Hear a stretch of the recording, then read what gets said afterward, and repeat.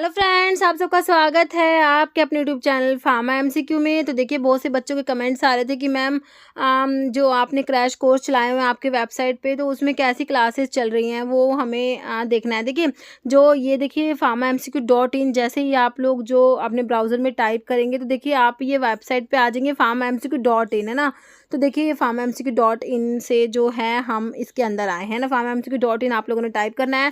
तो देखिए यहाँ पर जो ये आपको सेक्शन दिखाई दे रहा है मेन्यू वाला, है ना, इस वाले सेक्शन पे जैसे ही आपने क्लिक करा, ये मैंने इस पे क्लिक करा तो देखिए जो है इस पे क्लिक करा हमने, तो देखिए इसमें जो ये है स्टेट फार्मासिस्ट एग्जाम और सेंट्रल फार्मासिस्ट एग्जाम वाली कैटेगरी है। तो ठीक है, उड़ीसा वाला अगर आपने ज्वाइन करा हुआ है तो आपको स्टेट वाले में जाना है, और डीएसएसबी वाला भी 2 कोर्स चले हुए हैं। तो डीएसएसबी वाले के लिए जैसे आप सेंट्रल फार्मासिस्ट एग्जाम पे क्लिक करते हैं तो देखिए आपको ये डीएसएसबी फार्मासिस्ट जो है ये स्टार्टिंग में दिखाई दे डीएसएसबी फार्मासिस्ट 2024 पे आप लोग क्लिक करेंगे तो देखिए ये कोर्स है। सारी कोर्स की डिटेल्स जो है आपको यहाँ पर दी हुई है। ओके, तो ये सब है, ठीक है। तो यहाँ पर जैसे ही आप लोग कोर्स ज्वाइन करते हैं तो आपको एक आईडी पासवर्ड दिया जाएगा, ठीक है। तो उसमें आपने करना क्या है, ये लॉगिन वाला जो आपको यहाँ पर मिल रहा है, तो यहाँ पर जैसे ही आप लॉगिन करेंगे ना तो आपको जो आईडी पासवर्ड दिया हुआ है आपने वो इसमें फिल करना है। ओके, तो देखिए जैसे ही आप लोग आईडी पासवर्ड इसमें फिल कर देते हैं,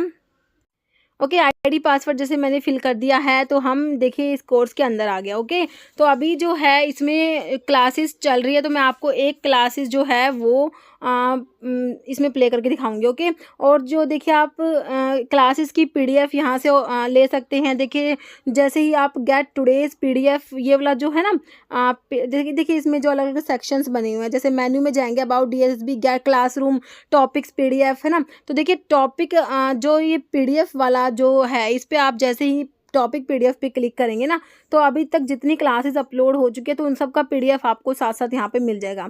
जैसे इसमें 8 क्लासेस अपलोड हो चुकी है ना, तो आप क्लास 1 से इसमें पीडीएफ देख सकते हैं, ठीक है। सबके पीडीएफ मैंने जैसे ही आप डाउनलोड पीडीएफ पे क्लिक करेंगे तो आपका पीडीएफ ओपन हो जाएगा। ओके, तो ऐसे आप यहाँ से पीडीएफ डाउनलोड कर सकते हैं। और क्लासेस कैसी क्या चल रही है तो इसमें जो है हम जो है एक क्लास को देख लेते हैं। ओके, देखिए इसमें जो है क्लासेस चली हुई हैं, तो डे 1 की क्लास जो है मैं आपको यूट्यूब पे डाल देती हूँ। तो आप बहुत से बच्चों के कमेंट्स आए थे कि मैम हमें देखना है कैसी क्लासेस चल रही है ना, तो अभी आप देख लीजिए किस टाइप की क्या क्लासेस चल रही है। ओके, तो देख लेते हैं हम। देखिए जूरिस्प्रूडेंस में हम लोग जो है ड्रग एंड कॉस्मेटिक एक्ट जो है, ड्रग एंड कॉस्मेटिक एक्ट के बारे में जो है पढ़ेंगे। देखिए जूरिस्प्रूडेंस में जो मेन क्वेश्चन बनता है आपका, ड्रग एंड कॉस्मेटिक एक्ट आप लोग पढ़ लो, फार्मेसी एक्ट आप लोग पढ़ लो, ठीक है। बाकी जो एक्ट है, एक्ट और उनके ईयर ही इंपॉर्टेंट होते हैं। ओके, मेन आपका है drug and cosmetic act and pharmacy act, इनको हम डिटेल में पढ़ेंगे। और बाकी के जो एक्ट है उनका बस थोड़ा बहुत देखना होता है, और बाकी उनके ईयर तो पता होने ही चाहिए, है ना। तो आपका जो है drug and cosmetic act, okay, तो देखिए ड्रग एंड कॉस्मेटिक एक्ट में पहले तो देखिए आपको जो है एक्ट और उनके ईयर जो है ये बेसिक तो पता होना ही चाहिए, कौन सा एक्ट कौन से ईयर में आया। तो यहाँ पर मैंने लिखे हुए डिफरेंट डिफरेंट एक्ट और उनके ईयर, कौन सा एक्ट कौन से ईयर में आया। देखिए आपका आता है ओपियम एक्ट। ओपियम एक्ट है जो आपका 1857 का है। देखिए मैंने यहाँ पर जो है इंपॉर्टेंट ही इंक्लूड करे, मैंने सारे इंक्लूड नहीं करे, तो ये जितने इंक्लूड करे ये आपको याद करने ही करने हैं। ओके, तो ओपियम एक्ट है 1857, 1857, है ना। फिर आपका पॉइजन एक्ट आता है, बहुत बार एग्जाम में क्वेश्चन आ गया, पॉइजन एक्ट 1919 का है, 1919। फिर आपका डेंजरस एक्ट आता है जो 1930 का, 1930। ड्रग एंड कॉस्मेटिक एक्ट बहुत बार एग्जाम में क्वेश्चन बना है। ड्रग एंड कॉस्मेटिक एक्ट जो है ये 1940 में आया, और इसके रूल्स कब आए, 1945 में। तो इसकी एग्जैक्ट डेट आपको याद रखनी पड़ेगी। ड्रग एंड कॉस्मेटिक एक्ट और फार्मेसी एक्ट, इन दोनों की तो एग्जैक्ट डेट भी आपको याद होनी चाहिए। 10 अप्रैल 1940 जो ड्रग एंड कॉस्मेटिक एक्ट है वो 10 अप्रैल 1940 का है, और इसके रूल्स जो है वो 1945 में आए हैं, याद रहेगा। फार्मेसी एक्ट जो है आपका 1948 का, 1948 में 3 एक्ट याद रखने हैं, फार्मेसी एक्ट, फैक्ट्री एक्ट और minimum wages act. Pharmacy act की एग्जैक्ट डेट भी आपको पता होनी चाहिए, 4 मार्च 1948। Okay, pharmacy act 1948, factory act 1948, minimum wages act 1948। Okay, उसके बाद है हमारा drug and magic remedies act है 1954 का, ठीक है। तो drug and magic remedies act है जो है 1954 का है, केम इनटू फोर्स, तो ये लागू कब हुआ, ये आपका है 1 अप्रैल 1955। ओके, इसेंशियल कमोडिटीज एक्ट 1955 का है। देखिए जो आपका drug and magic remedies act है ये केम इनटू फोर्स 1955 और उसी टाइम पे आपका इसेंशियल कमोडिटीज एक्ट आता है 1955। 1955 में हमारा medicinal and toilet preparations act भी आता है, एमटीपी एक्ट 1955 का है और इसके रूल्स 1957 में आए। Okay, prevention of cruelty to animal act आया 1960 में। 1960 में prevention of cruelty to animal. Patent act आता है आपका 1970। फिर उसके बाद 1971 में मेडिकल एंड जो है termination of pregnancy act, medical termination of pregnancy act 1971 का है, इसके रूल्स 1975 में आए। जैसे ड्रग एंड कॉस्मेटिक एक्ट 1940 में आया, उसके रूल्स 1945 में आए, ऐसे medical termination of pregnancy act 1971 में आया, इसके रूल्स 1975 में आए। Okay, narcotic drug and psychotropic substance act 1985 का, ये भी इंपॉर्टेंट है। देखिए जितने भी एक्ट मैंने लिखे इनके ईयर ही तो इंपॉर्टेंट है, ये तो हमें याद होने ही चाहिए। एनडीपीएस है narcotic drug and psychotropic substance act 1985 came into force, ये जब लागू हुआ ये 14 नवंबर 1985। ओके, डीपीसी और ड्रग प्राइस कंट्रोल ऑर्डर 1995 का है, ये लेटेस्ट जो है ये 2013 का है। ठीक है, तो डीपीसीयू आपका 1995 भी याद रखना, दोनों ही डेट याद कर लेना। ठीक है, तो ये इम्पोर्टेंट जो है एक्ट और उनके ईयर है। ओके, तो अभी जो है तो ये एक्ट और ईयर हमने देख लिए। तो ड्रग एंड कॉस्मेटिक एक्ट मैंने आपको क्या बताया, ये एक्ट तो 1940 में आया, ड्रग एंड कॉस्मेटिक एक्ट 1940 में आया और इसके रूल्स कब आए, रूल्स 1945 में आए, है ना।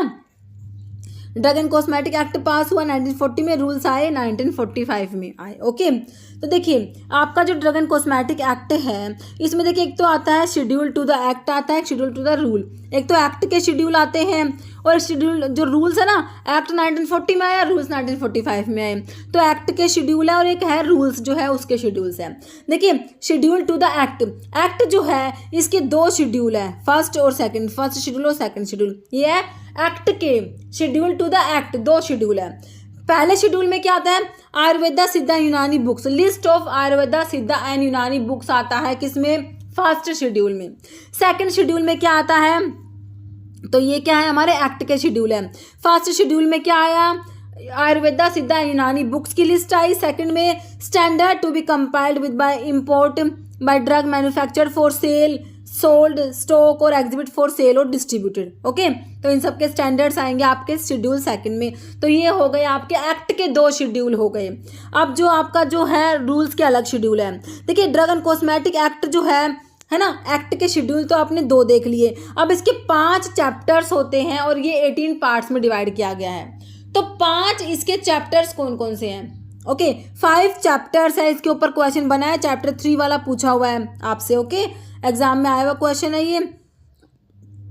Drug and cosmetic act is divided into 5 chapters and 18 parts. 5 chapter कौन कौन से हैं, first chapter, chapter 1 introduction, chapter 1 में क्या आएगा, इंट्रोडक्शन। चैप्टर 2 में क्या आएगा, constitution of DTAB DCC CDL, मतलब constitution of drug technical advisory board, DCC drug consultative committee, CDL central drug laboratory. Chapter 2 में क्या आएगा, constitution of DTAB DCC CDL. Okay, DTAB मतलब drug technical advisory board, drug consultative committee and central drug laboratory, इन सबका constitution आपका chapter 2 में आता है। चैप्टर 3 में import of drug and cosmetic है। चैप्टर 3 आपसे पूछा हुआ रिसेंटली हमारे जो एग्जाम हुए 2023 में, import of drug and cosmetics chapter 3, manufacturing sale distribution and of drug and cosmetic. ठीक है, इंपोर्ट देखिए आपका ड्रग एंड कॉस्मेटिक एक्ट में आप सारा पढ़ोगे, ड्रग एंड कॉस्मेटिक्स का जो इंपोर्ट होता है ना, फिर उसका जो है मैन्युफैक्चरिंग सेल डिस्ट्रीब्यूशन, ये सब पढ़ते हैं हम इसमें, है ना। तो इंपोर्ट चैप्टर 3 में आता है। चैप्टर 4 में आपका manufacturing sale distribution of drug and cosmetics. फिर चैप्टर 4 में, चैप्टर 4A में प्रोविजंस रिलेटेड टू आयुर्वेदा सिद्धा एंड यूनानी ड्रग्स। ओके, चैप्टर 4A में प्रोविजंस रिलेटेड टू आयुर्वेदा सिद्धा एंड यूनानी drugs. Chapter 5 is miscellaneous. Okay, तो देखिए चैप्टर 1 आपका इंट्रोडक्शन हो गया। चैप्टर 2 में ये DTAB drug technical advisory board, drug consultative committee और सेंट्रल ड्रग लैबोरेटरी का कॉन्स्टिट्यूशन आया। चैप्टर 3 में इंपोर्ट, पहले इंपोर्ट होगा ना ड्रग का, import of drug and cosmetic, फिर manufacturing sale distribution of drug and cosmetic, फिर आपका provisions related to Ayurveda, Siddha, यूनानी ड्रग्स, फिर मिसलेनियस। आपके जो है 5 चैप्टर्स हैं जो आपके एग्जामिनेशन पॉइंट ऑफ व्यू से जो मैंने एक एक बात लिखी हुई है सारी मैं, क्योंकि मैंने मेन पॉइंट्स ही लिखे हुए हैं यहाँ पर। ओके, तो ये आपका 5 चैप्टर्स आपको क्लियर हो गए, है ना। अभी जो है शेड्यूल टू द रूल्स देखिए, तो ये शेड्यूल तो मतलब कि अगर एग्जाम में जूरिस्प्रूडेंस से कुछ बनना है ना, तो कुछ आए या ना आए, जो आपके शेड्यूल से 2 से 3 क्वेश्चन तो आपके एग्जाम में बनते ही हैं, हर बार आते हैं, हर एग्जाम में आते हैं, है ना। और कुछ आए ना आए जूरिस्प्रूडेंस से, बट शेड्यूल जो है ये तो जूरिस्प्रूडेंस का मतलब कि बहुत ही इम्पोर्टेंट है। ओके, सारे के सारे शेड्यूल्स हमको आने चाहिए। शेड्यूल ए, देखिए ए का मतलब होता है एप्लीकेशन। ओके, तो शेड्यूल ए में क्या आएगा आपका, एप्लीकेशन आएगा।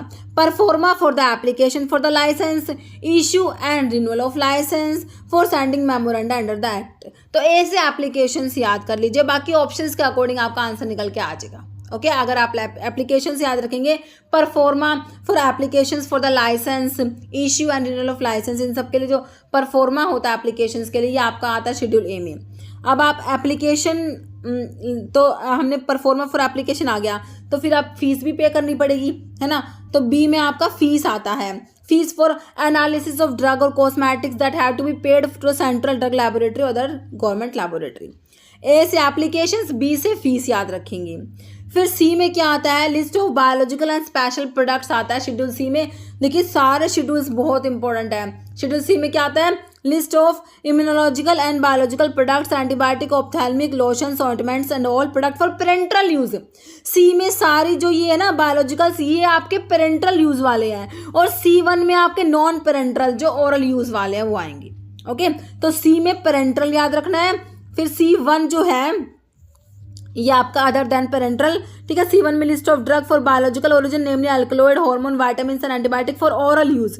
तो सी में बायोलॉजिकल एंड स्पेशल प्रोडक्ट्स जो पेरेंटल है, C1 में ओरल। ओके, फिर डी में क्या है, देखिए डी और के दो में क्या आता है, एग्जाम्प्टेड वाले आते हैं। तो list of drug exempted from certain provision applicable to import, तो आपका डी में आ जाएगा।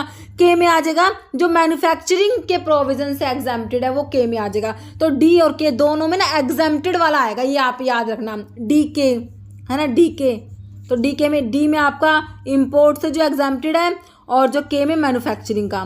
तो ये डी में आप किसी भी तरीके से याद कीजिए, DI ड्रग इंस्पेक्टर से करके भी आप याद रख सकते हैं। शेड्यूल डी में जो इंपोर्ट के जो प्रोविजंस जो है उनसे जो एग्जाम्प्टेड है। शेड्यूल डी में list of drug exempted from certain provisions applicable to import, किसके लिए, schedule D. After that schedule E जो है ये ओमिटेड है, ओमिट कर दिया गया। E1 में आपका क्या आता है, आयुर्वेदा, सिद्धा एंड यूनानी के पॉइजन्स आते हैं। List of poisonous substance under Ayurveda, सिद्धा एंड यूनानी सिस्टम ऑफ मेडिसिन। एफ में ब्लड बैंक आपने याद रखना है, तो एफ के लिए आप क्या याद रखोगे, ब्लड बैंक याद रखोगे। F1, तो F1 में क्या आता है, तो F तो आपका ब्लड बैंक के लिए हो गया। Requirement for operation of blood bank and preparation of blood components. F1, F2, F3 बहुत इंपॉर्टेंट है, ये F2 और F3 तो बहुत बार रिपीट हो गया एग्जाम में। Provisions for bacterial vaccines, viral vaccines, antisera diagnostic agents, ये F1 में आ गई। F2 में सर्जिकल ड्रेसिंग्स के लिए स्टैंडर्ड्स, F3 में अम्बिलिकल टेप्स। अब F2 F3 में बच्चे कंफ्यूज हो जाते हैं, तो इस कंफ्यूजन को दूर करने के लिए अल्फाबेटिकली S पहले आता है, U बाद में आता है, तो सर्जिकल ड्रेसिंग्स वाला F2 में होगा, अम्बिलिकल टेप्स वाला F3 में होगा। ओके, ठीक है। फिर FF ये आपका ऑप्थेल्मिक प्रेपरेशंस के लिए है। FF किसके लिए है, standard for ophthalmic preparations. Okay, schedule G से याद रखिए, GMS, शेड्यूल जी में ड्रग्स आएंगी जो मेडिकल सुपरविजन में लेनी होती है। Okay, list of substance that are required to be used under only medical supervision which are to be labelled accordingly. Medical supervision वाली ड्रग्स के लिए जैसे आपके ओरल हाइपोग्लाइसेमिक्स हो गया, एंटी कैंसर ड्रग होगी है ना, तो इनके लिए शेड्यूल जी। ओके, H देखते ही समझ जाना प्रिस्क्रिप्शन ड्रग की बात हो रही है। List of prescribe drug, prescription drug जो होती है उसके लिए शेड्यूल H आता है। शेड्यूल H देखते समझ जाना प्रिस्क्रिप्शन ड्रग की बात हो रही है। I जो है ये भी ओमिटेड है। J जो है इसमें आपका आता है डिजीज और एलिमेंट्स विच ड्रग में नॉट परपोर्ट टू प्रिवेंट और cure incurable disease. Okay, incurable disease के लिए हमारा शेड्यूल J याद रखेंगे। K तो मैंने आपको बताया, D में तो क्या था, list of drug exempted from certain provision applicable to import of drug, इसमें है drug exempted from certain provision related to manufacture of drug. Okay, तो डी में तो इम्पोर्ट वाला एग्जेम्प्टेड आया और के में मैन्युफैक्चरिंग का, तो आपको दोनों याद करने हैं। देखिए किसी भी तरीके से, बहुत इंपॉर्टेंट, डी से ये ड्रग इंस्पेक्टर करके याद कर लेना, के एम है ना, के एम आपका माइकलिस मेंटल कांस्टेंट आप लोग पढ़ते हो एंजाइम वाले में, इस तरीके से। ओके, तो डी और के हो गया। फिर आपका होता है एल, ये भी ओमिटेड है। तो आपका एम, एम का हमारा क्या आता है, जीएमपी सिंपल। एम तो देखिए बहुत बार एग्जाम में बना हुआ क्वेश्चन है शेड्यूल एम का। और एम आता है गुड मैन्युफैक्चरिंग प्रैक्टिसेस के लिए, requirements of factory premises plants and equipment. तो ओके, तो शेड्यूल एम आते ही हमने समझ जाना है कि गुड मैन्युफैक्चरिंग प्रैक्टिसेस की बात हो रही है। Requirement of factory premises plants and equipment, M. M में भी M1 M2 M3 आ गए। Okay, M1 M2 M3। HCM याद रखना है, H होम्योपैथिक के लिए, कॉस्मेटिक के लिए, फिर मेडिकल डिवाइसेस के लिए। M1 homeopathic, M2 cosmetic, M3 medical devices. M1 M2 M3। Okay, M1 GMP for homeopathic preparations, GMP for cosmetics, M2 GMP for medical devices, M3। M1 M2 M3। Okay, requirement of factory premises for manufacturing of homeopathic preparations, M1। requirement of factory premises for manufacturing of cosmetics, M2। requirement of factory premises for manufacturing of medical devices, M3। Okay, फिर N में list of minimum equipment for efficient running of pharmacy, list of minimum equipment for efficient running of pharmacy comes under schedule N। ओ देखते समझ जाना है, stands for disinfectant fluid. Disinfectant fluid के लिए आपका schedule ओ। P में आता है life period of drug, P life period of drug, और P1 में पैक साइज ऑफ ड्रग आता है। पी में life period of drug, P1 में pack size of drug. Okay, क्या में क्या आता है, लिस्ट ऑफ डाइज, कोलतार, जो ये कोलतार वगैरह होते हैं, dyes, colours, pigments, permitted, cosmetics and soap, ये क्या के लिए होता है। आर में आपका स्टैंडर्ड्स फॉर मैकेनिकल कंट्रासेप्टिव्स, ठीक है, standards for condoms which are made of rubber latex intended for single use and other mechanical contraceptives. तो आर किसके लिए है आपका, mechanical contraceptives. S cosmetics, standards for cosmetics, schedule S. Okay, T में क्या है, जीएमपी फॉर आयुर्वेदा, सिद्धा and यूनानी के लिए, जीएमपी के लिए शेड्यूल टी याद रखेंगे। जीएमपी के लिए आपने एम पढ़ा, आयुर्वेदा, सिद्धा एंड यूनानी की जीएमपी की बात करोगे तो टी याद आएगा आपको। Requirement of factory premises, hygiene conditions for Ayurveda, सिद्धा एंड यूनानी ड्रग्स। ओके, यू में क्या आता है, analytical record of the drug, particulars to be shown in manufacturing, raw material and analytical record of drug, U में आएगा। अब यू में क्या आ गया, analytical record of drug. U1 में जो है analytical record of the cosmetics आ जाएगा। यू में ड्रग्स के लिए एनालिटिकल रिकॉर्ड, U1 में कॉस्मेटिक्स के लिए। VPP, standards for patent and proprietary medicine, schedule V। W को देखते समझ जाना, जेनरिक ड्रग्स की बात हो रही है। Drug marketed under generic names only comes under schedule W। X NDPS, narcotic drug and psychotropic substance, जो होते हैं narcotic drug, habit forming drug, psychotropic substances, है ना। Name of the narcotic and psychotropic drug for which special control measure have been laid down. तो schedule X में narcotic drug, psychotropic substance, habit forming drugs आ जाएगी। Y समझ जाइए, clinical trials की बात हो रही है। वाई को देखते ही समझ जाना है किसकी बात हो रही है, क्लिनिकल ट्रायल्स की बात हो रही है। ओके, तो बस इतना ही है। तो ये है हमारे सारे के सारे शेड्यूल्स। देखिए बहुत बहुत बहुत ज़्यादा इंपॉर्टेंट है, क्योंकि एग्ज़ाम में शेड्यूल्स पे क्वेश्चन बनते ही बनते हैं। ओके, तो देखिए एक बार देखिए जो है थोड़ा सा रिवाइज करिए। देखिए शेड्यूल ए में क्या आया आपका, देखिए ए से मैंने आपको क्या बताया, एप्लीकेशन, है ना। तो आपका ए में क्या आएगा, परफॉर्मा फॉर एप्लीकेशन, है ना, फॉर इशूइंग लाइसेंस, ये सब। ए से एप्लीकेशन याद रखना, बी से आपने मैंने क्या बताया आपको, फीस याद रखेंगे। सी में क्या बताया, देखिए इसको थोड़ा सा जूम कर लेते हैं, देखिए ठीक है। तो ए में एप्लीकेशन बताया, है ना। बी में क्या बताया, फीस बताया। सी में क्या बताया, बायोलॉजिकल एंड स्पेशल प्रोडक्ट्स। सी किसके लिए, पेरेंटल्स के लिए। C1 आपका जो ओरल यूज के लिए, नॉन पेरेंटल्स के लिए, है ना। डी में क्या बताया, list of drug exempted from certain provision applicable to the import. तो DI से आपने याद किया, और इसके साथ ही आप के भी पढ़ लो, जिसमें जो है list of drug exempted from certain provision applicable to manufacturing of the drug, है ना। तो ये हमने याद कर लिया।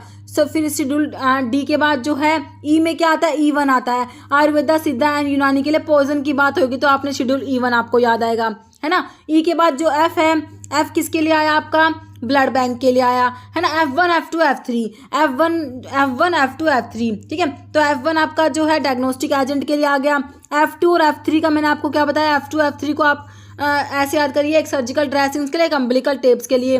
तो आपका अल्फाबेटिकली एस पहले आता है, तो F2 सर्जिकल ड्रेसिंग्स के लिए, F3 अम्बिलिकल टेप्स के लिए हो गया, है ना। FFO ऑप्थेल्मिक प्रेपरेशंस के लिए शेड्यूल FF आया। जी में क्या बताया, मेडिकल सुपरविजन में ड्रग्स देनी है उसके लिए शेड्यूल G आया। H को देखते समझ आना प्रिस्क्रिप्शन ड्रग की बात हो रही है। J में क्या है, इनक्योरेबल डिजीज के लिए शेड्यूल J आया। K मैंने आपको बता दिया एग्जाम्प्टेड फ्रॉम मैन्युफैक्चर वाली ड्रग की लिस्ट आई, है ना।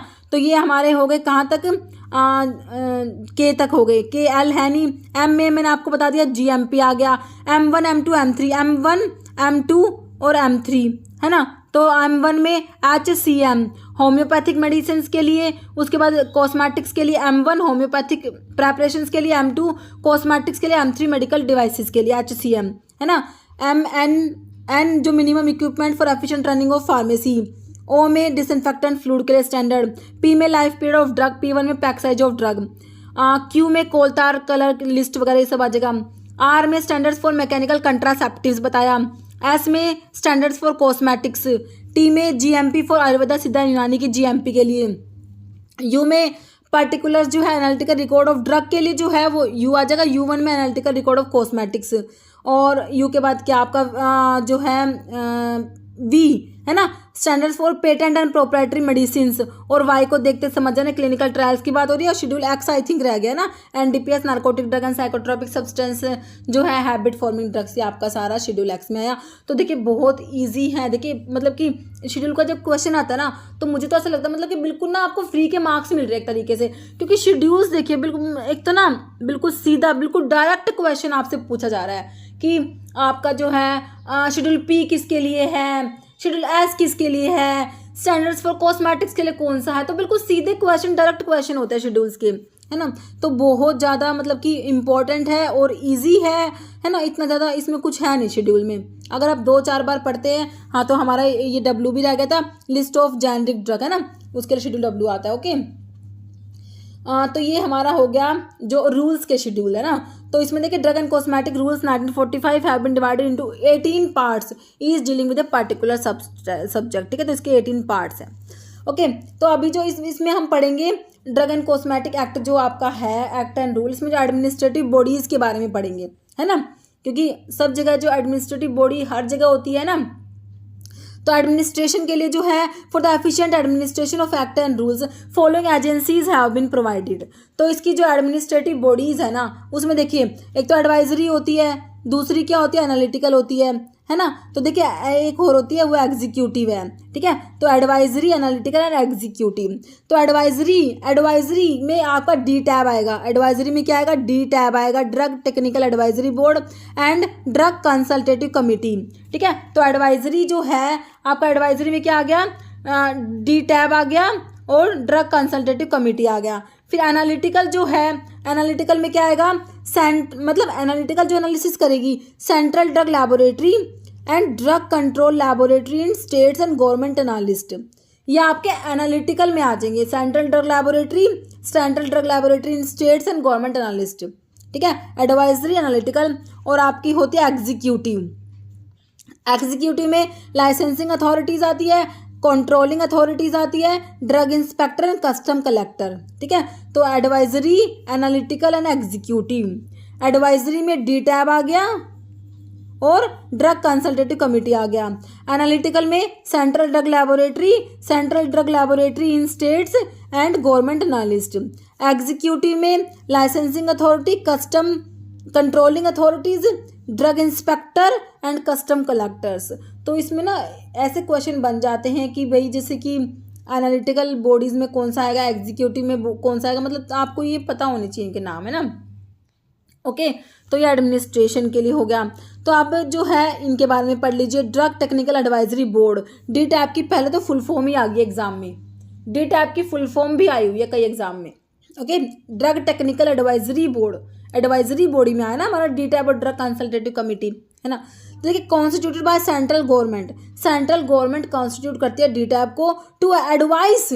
डीटैब क्या करता है, डीटैब का क्या काम है, ये एडवाइस करेगा central and state government on technical matters. Okay, ये कॉन्स्टिट्यूट होता है फॉर ड्यूरेशन ऑफ 3 ईयर्स, 3 साल के लिए कॉन्स्टिट्यूट किया जाता है, सेंट्रल गवर्नमेंट कॉन्स्टिट्यूट करती है डीटैब। ओके, चेयरपर्सन डीटैब का कौन है, director general of health service. देखिए सारे इंपॉर्टेंट क्वेश्चन है, सारे एग्जाम में आए हुए हैं, हर लाइन में एक क्वेश्चन छिपा हुआ है। डीटैब की फुल फॉर्म क्वेश्चन एग्जाम में आ गया, DTAB is constituted by central government exam में आ गया, है ना। डीटैब का क्या काम है, एडवाइस करेगा central and state government on technical matters, constituted for the duration of 3 years. Chairperson of DTAB is आपका director general of health service.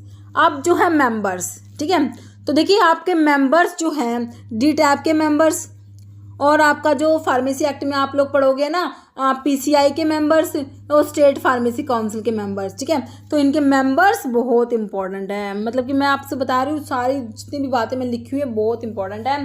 देखिए मेंबर्स जितने भी आप पढ़ते हो, पीसीआई पढ़ो आप, स्टेट फार्मेसी, आप 3 टाइप के मेंबर्स पढ़ते हो, इलेक्टेड पढ़ते हो, नॉमिनेटेड पढ़ते हो, एक्स ऑफिशियो पढ़ते हो, है ना। तो डीटैब में भी ऐसा ही है, इलेक्टेड है, नॉमिनेटेड, एक्स ऑफिशियो है। Elected 5, nominated 5, ex officio 8, total कितने हो गए 18। एग्जाम में क्वेश्चन पूछ लिया टोटल मेंबर्स जो हैं आपके डीटैब में कितने हैं, 18 है। अलग अलग आ गया कि भाई इलेक्टेड कितने हैं, 5 है, नॉमिनेटेड कितने हैं, 5 है, एक्स ऑफिशियो कितने हैं, 8 मेंबर्स हैं। और एक्स ऑफिशियो तो आपको सारे के सारे नाम भी याद होने चाहिए। एक्स ऑफिशियो मेंबर्स तो डीटैब के बहुत बार बना हुआ है कि 3 तो मेंबर्स दे देंगे, 1 अलग दे देंगे, कहेंगे कौन सा डीटैब का एक्स ऑफिशियो मेंबर नहीं है। तो सारे नाम याद होने चाहिए। ओके, पहले elected 5, nominated 5, ex officio 8। Elected 5, 1 teacher in pharmacy, 1 teacher in pharmacology, 1 teacher in medicine, 1 person elected by Indian pharmaceutical association, 1 person elected by council of central medical association. ये हो गए 5 इलेक्टेड मेंबर, है ना। फिर 5 nominated में आपका देखिए अभी एक एग्जाम में नॉमिनेटेड मेंबर्स के बारे में पूछ लिया कि सेंट्रल गवर्नमेंट जो कितने मेंबर नॉमिनेट कर रही है डीटैब में, ये क्वेश्चन आया था। 2 person nominated by central government, कितने मेंबर नॉमिनेट कर रही है सेंट्रल गवर्नमेंट, डीटैब के जो नॉमिनेटेड मेंबर है उनमें सेंट्रल गवर्नमेंट 2 मेंबर नॉमिनेट कर रही है। 2 person nominated by central government from amongst person who are in charge of drug control in state, 2 government analyst होंगे, 1 पर्सन फ्रॉम फार्मास्यूटिकल इंडस्ट्री। तो central government कितने member nominate करें, नहीं बहुत important है। चाहे आप पीसीआई के लगा लीजिए, उसमें भी ये क्वेश्चन पूछते हैं, ठीक है। तो आपको याद रखना है कि आपका 2 पर्सन नॉमिनेट करेगी आपकी central government. Total nominated member 5 हैं, एक्स ऑफिशियो 8 है। सारे नाम याद रखने ही रखने हैं, कोई दूसरा ऑप्शन है ही नहीं। Ex officio 8, director general of health service, chairperson आप लोगों ने देखा था डीटैब के, है ना। Director of central drug research institute, central drug research institute भी याद भी रखना है आपने, कहाँ पर है, लखनऊ में है। बहुत बार एग्जाम में क्वेश्चन बनता है सेंट्रल ड्रग रिसर्च इंस्टीट्यूट कहाँ पर है, लखनऊ में। तो इसके डायरेक्टर भी एक्स ऑफिशियो मेंबर्स में आते हैं। Director of central drug laboratory कहाँ है, देखिए कोलकाता में है सेंट्रल ड्रग लैबोरेटरी, इसके director. Director of Indian veterinary research institute Izzat नगर, इनके डायरेक्टर। तो ये ना नाम याद कर लेना साथ साथ, Indian veterinary research institute Izzat Nagar में है, सेंट्रल ड्रग लैबोरेटरी कोलकाता में है, central drug research institute Lucknow में है। Director of central research institute Kasauli, ये चारों के लोकेशन कहाँ पर है, सेंट्रल ड्रग रिसर्च इंस्टीट्यूट आपका लखनऊ में, सेंट्रल रिसर्च इंस्टीट्यूट कसौली में है, सेंट्रल ड्रग लैबोरेटरी कोलकाता में, Indian veterinary research institute Izzat Nagar में है। President of PCI, president of MCI, drug controller of India, these all 8 are ex officio members of the DTAB drug technical advisory board. Total कितने members हो गए, 18 हो गए, है ना। तो आपके इलेक्टेड कितने हैं, 8 है। नॉमिनेटेड इलेक्टेड कितने हैं, इलेक्टेड कितने हैं, 5 है। नॉमिनेटेड कितने हैं, 5 है। एक्स ऑफिशियो कितने हैं, 8 हैं। कौन कौन से हैं, एक तो है जो चेयरपर्सन है director general of health service, दूसरा director of central drug research institute Lucknow, third director of central drug laboratory Kolkata, fourth director of Indian veterinary research institute Izzat Nagar, 5th director of central research institute Kasauli, 6th president of PCI, 7th president of MCI, 8th drug controller of India. ये आपके हो गए डीटैप के members के बारे में। Okay, next पढ़िए drug consultative committee. Drug consultative committee is constituted by central government. ठीक है, तो जो है ड्रग कंसल्टेटिव कमेटी, इसे कॉन्स्टिट्यूट कौन करता है? Central government. जैसे हमने डीटैप देखा, DTAB is constituted by central government, ऐसे DCC is constituted by central government. It is an advisory committee, हमने एडवाइजरी में देखा डीटैप और डीसीसी दोनों आए हैं ना, for central and state government under डीटैप, है ना। इट कंसिस्ट ऑफ, इसमें इसकी कॉन्स्टिट्यूशन में कौन कौन है? दो तो क्या है? Representative nominated by central government, दो representative nominated by central government and 1 nominee of each of the state government. Okay, तो ये है ड्रग कंसल्टेटिव कमेटी। ठीक है, इसका मतलब ये तो याद रखना आप, it is constituted by central government और ये एडवाइजरी में आती है। ठीक है, तो मतलब इतना इंपॉर्टेंट है इसके लिए। बाकी ये मेंबर्स जो हैं वैसे आप देख लेना, ज़्यादा तो डी टाइप के इंपॉर्टेंट है इसमें। ड्रग इंस्पेक्टर के बारे में पढ़ेंगे, गवर्नमेंट एनालिस्ट के बारे में पढ़ेंगे। ड्रग इंस्पेक्टर जो है, drug inspector is a public servant appointed under section 21। Drug inspector is appointed under section 21, बहुत इंपॉर्टेंट है। और जो गवर्नमेंट एनालिस्ट है वो अपॉइंट होता है under section 20 of the drug and cosmetic act. Okay, तो ड्रग एंड कॉस्मेटिक एक्ट के जो है आपके सेक्शन 21 में तो हमारी जो है ड्रग इंस्पेक्टर की अपॉइंटमेंट है, और सेक्शन 20 आपका गवर्नमेंट एनालिस्ट के लिए है। साथ साथ में पढ़ेंगे तो आपको याद रहेगा। ओके, ठीक है, तो एलिजिबिलिटी ड्रग इंस्पेक्टर के लिए देखिए आपको पता ही होगी, B form with 18 month experience in manufacturing of any one schedule C drug. Power of the drug inspector के लिए सेक्शन 22 आएगा, और प्रोसीजर ऑफ इंस्पेक्शन के लिए सेक्शन 23 आएगा। ये power of the drug inspector भी एक एग्जाम में पूछा हुआ क्वेश्चन है हमारे। ठीक है, देखिए ड्रग इंस्पेक्टर इज जो है अपॉइंट होएगा सेक्शन 21 में, पावर के लिए सेक्शन 22, प्रोसीजर ऑफ इंस्पेक्शन के लिए सेक्शन 23। ओके, अब आपका हो गया ड्रग इंस्पेक्टर। और अगर आयुर्वेदा सिद्धा यूनानी की बात होगी, है ना, अगर ड्रग इंस्पेक्टर का अपॉइंटमेंट होगा in relation to Ayurveda Siddha Unani drug, तो drug inspector is appointed by central government और state government under section 33G। 33G है आयुर्वेदा सिद्धा एंड यूनानी के अंडर। ठीक है, देखिए जो आपका है ड्रग एंड कॉस्मेटिक एक्ट में मैंने आपको जो है सेक्शन 21 बताया ड्रग इंस्पेक्टर के अपॉइंटमेंट के लिए, आयुर्वेदा सिद्धा यूनानी के लिए 33G बताया। गवर्नमेंट एनालिस्ट का साथ साथ पढ़ लो, अगर ड्रग एंड कॉस्मेटिक एक्ट की बात होगी सेक्शन 20 बताया, और 33G तो आपका ड्रग इंस्पेक्टर के लिए आयुर्वेदा सिद्धा यूनानी में। अगर गवर्नमेंट एनालिस्ट की बात करेंगे 33F आएगा, गवर्नमेंट एनालिस्ट 33F आ जाएगा। ओके, और इसमें 33G आ जाएगा।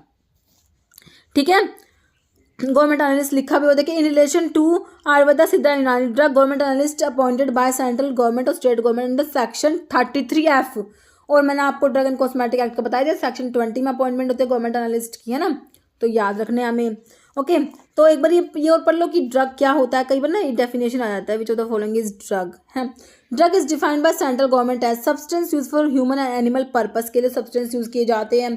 Substance use internally externally for diagnosis, treatment, prevention of drug disease drug, insect repelling product applied all over human body, substance other than food intended to affect the structure or function of the human body or used for destruction of vermin or insect which cause disease in human or animal. Okay, all substance uses component of drug, drug के जो component के रूप में use हो रहे हैं ना, जैसे कि एम्पेटेड जिलेटिन कैप्सूल्स जो है आपके, वो भी ड्रग में आएगा।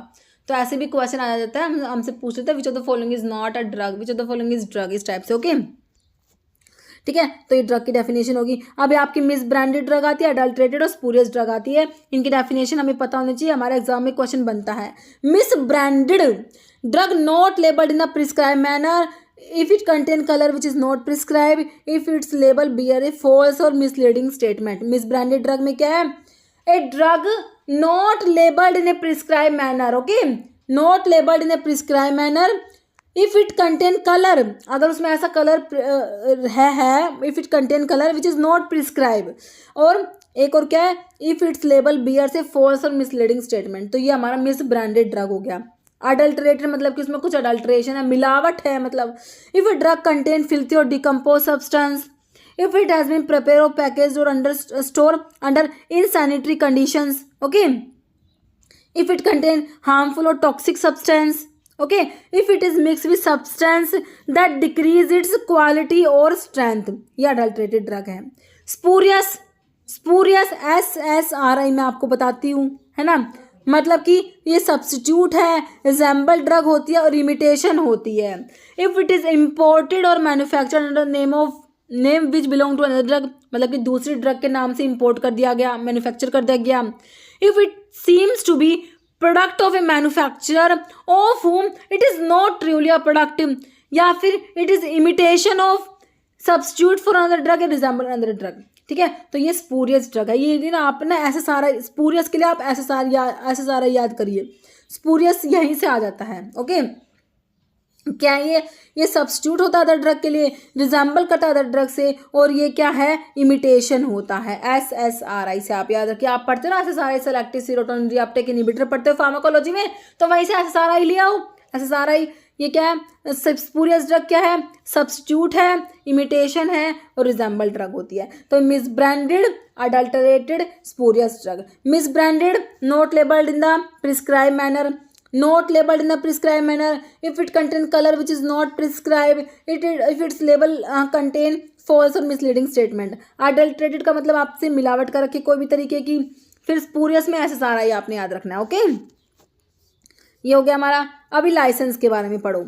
लाइसेंस में आएगा इंपोर्ट के लिए लाइसेंस आएंगे, आपके सेल के लिए लाइसेंस आएंगे, और आपके जो है मैन्युफैक्चरिंग के लिए लाइसेंस आएंगे. 3 टाइप के लाइसेंस पढ़ोगे.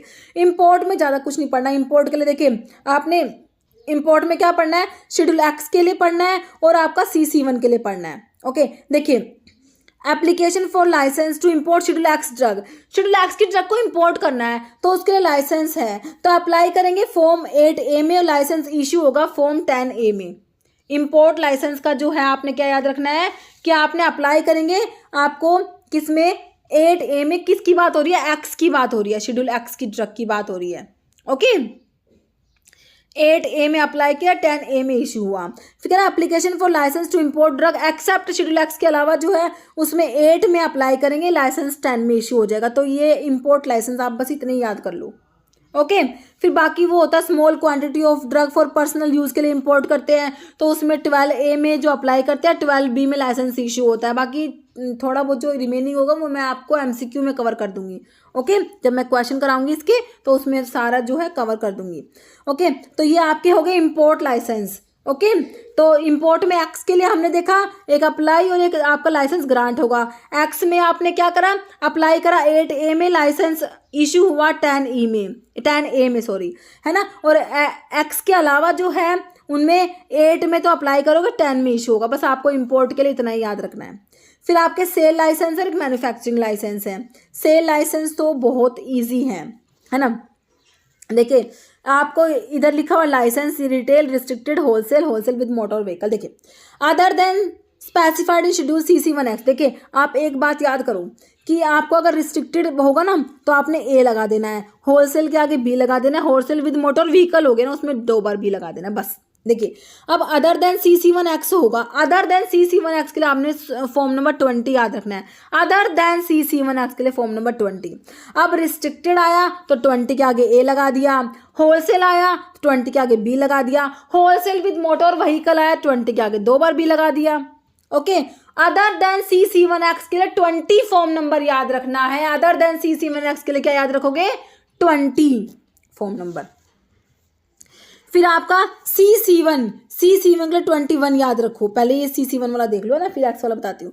CC1 के लिए 21 याद रखो. अगर रिटेल का है तो सिंपल 21 कह देना, रिस्ट्रिक्टेड है 21 के आगे A लगा दो, होलसेल है तो 21 के आगे B लगा दो, होलसेल विद मोटर व्हीकल है 21 के आगे 2 बार B लगा दो. शेड्यूल एक्स ड्रग है, इनके लिए रिस्ट्रिक्टेड नहीं है और होलसेल विद मोटर व्हीकल नहीं है. इनमें रिटेल और होलसेल आपने याद रखना है. रिटेल के लिए फॉर्म नंबर 20F होगा और होलसेल के लिए फॉर्म नंबर 20G होगा. शेड्यूल एक्स ड्रग का जो है रिटेल सेल के लिए आपका जो लाइसेंस इशू होगा फॉर्म नंबर 20F में और होलसेल इशू के लिए फॉर्म नंबर 20G. ओके, मतलब कि होलसेल को 20G से आप किसी भी तरीके से रिटेल रिलेट कर लो। जी मतलब ग्रैंड है ना, मतलब बड़ा। होलसेल मतलब होलसेल हो गया, ज़्यादा क्वांटिटी में है तो शेड्यूल जी होगा। और शेड्यूल 20F है ना, तो F जो है ये रिटेल सेल के लिए होगा। ठीक है, तो ये आपके सेल के लिए हो गए। मैन्युफैक्चरिंग लाइसेंस जो है, मैन्युफैक्चरिंग में देख लीजिए लाइसेंस इधर लिखा हुआ है, अदर देन दो specified in schedule CC1X। Other than CC1X के लिए अप्लाई करेंगे 24 में, लाइसेंस इशू हुआ है फॉर्म नंबर 25 में। शेड्यूल X ड्रग की बात होगी तो 24F में अप्लाई करेंगे, 25F में लाइसेंस इशू होगा। CC1 एक्सक्लूडिंग X, मतलब इसमें CC1 है, X नहीं है, तो 27 में अप्लाई करेंगे, 28 में इशू होगा। CC1 एंड X की बात होगी 27B में अप्लाई करेंगे, 28B में इशू होगा। इसको आप 2-4 बार लिख के देखोगे ना तो ये ऑटोमेटिकली आपको सारे लाइसेंस याद हो जाएंगे। इतना ज़्यादा मतलब कि डरते हैं इनसे कि बहुत ज़्यादा डिफिकल्ट है, बहुत डिफिकल्ट है, ऐसा कुछ होता नहीं है। बाकी जब मैं आपको इनके MCQs कराऊंगी, साथ साथ में लेके चलूँगी, तो ये और भी आपको ज़्यादा बहुत अच्छे से याद हो जाएंगे। तो ये आपके मैन्युफैक्चरिंग में देखिए, आपकी होम्योपैथिक ड्रग का भी पूछ लेते हैं। तो मैन्युफैक्चरिंग ऑफ होम्योपैथिक ड्रग्स के लिए अप्लाई करेंगे, फॉर्म नंबर जो है इसके लिए 24C होता है और लाइसेंस इशू होता है फॉर्म नंबर 25C में। मैन्युफैक्चरिंग ऑफ होम्योपैथिक ड्रग की है। अगर आयुर्वेदा सिद्धा यूनानी ड्रग की मैन्युफैक्चरिंग की बात होगी तो अप्लाई करेंगे 24D में, लाइसेंस इशू होगा 25D में। ये आयुर्वेदा सिद्धा यूनानी की मैन्युफैक्चरिंग की बात हो रही है और ये होम्योपैथी ड्रग की मैन्युफैक्चरिंग के बताया। एक कॉस्मेटिक्स के लिए भी आता है आपका, कॉस्मेटिक की मैन्युफैक्चरिंग में जो है अप्लाई करेंगे आपका फॉर्म नंबर 31 में, और जो लाइसेंस इशू होता है फॉर्म नंबर 32 में। और लोन लाइसेंस की बात होगी कॉस्मेटिक्स के लिए तो आपने ए लगा देना है, अप्लाई करेंगे 31A में और लाइसेंस इशू होता है 32A में। ओके, तो ये आपके हो गए मैन्युफैक्चरिंग लाइसेंस। तो आप इनको ना 1-2 बार वीडियो को सुनना, वीडियो को 1 से 2 बार सुनना, ताकि जो है जितना हम अच्छे से सुनते हैं ना वो ज़्यादा हमें रिटेन रहता है। इस वीडियो को आप 1-2 बार सुन लोगे ना तो आपको ऑटोमेटिकली ये सारी चीज़ें ना आपको वैसे ही याद हो जानी है। एक तो वैसे मैंने रिपीट करा हुआ वीडियो में, तो आपको बहुत ही अच्छे से आपको ये समझ आ जाएगा। ओके ओके, तो आपने देख लिया इसमें कैसी क्लासेस चल रही है ना। तो अभी जो है अगर आपको भी ये कोर्स ज्वाइन करना है तो वीडियो के डिस्क्रिप्शन बॉक्स में जो है मैंने आपको सारा इन्फॉर्मेशन इसके बारे में प्रोवाइड कराया हुआ है, तो वहाँ से आप लोग जो है इसको ज्वाइन कर सकते हैं। और अदरवाइज़ आप जो pharmamcq.in जैसे ही मेरी वेबसाइट पे आते हैं, है ना, तो आप देखिए जैसे ही वेबसाइट पे आएंगे तो ये वेबसाइट का फ्रंट पेज है। मेन्यू वाले सेक्शन में आप जाते हैं, स्टेट गवर्नमेंट फार्मासिस्ट एग्जाम, और सेंटर वाले पे, सेंटर वाले में DSSB पे आप जैसे ही क्लिक करते हैं तो आपको ये सारा कोर्स के बारे में इन्फॉर्मेशन मिल जाएगी। ओके, तो आप यहाँ से आके भी इस कोर्स को जो है ज्वाइन कर सकते हैं। ओके, तो इस वीडियो में आपको यही इन्फॉर्मेशन देनी थी, इस वीडियो में इतना ही। Okay, thank you.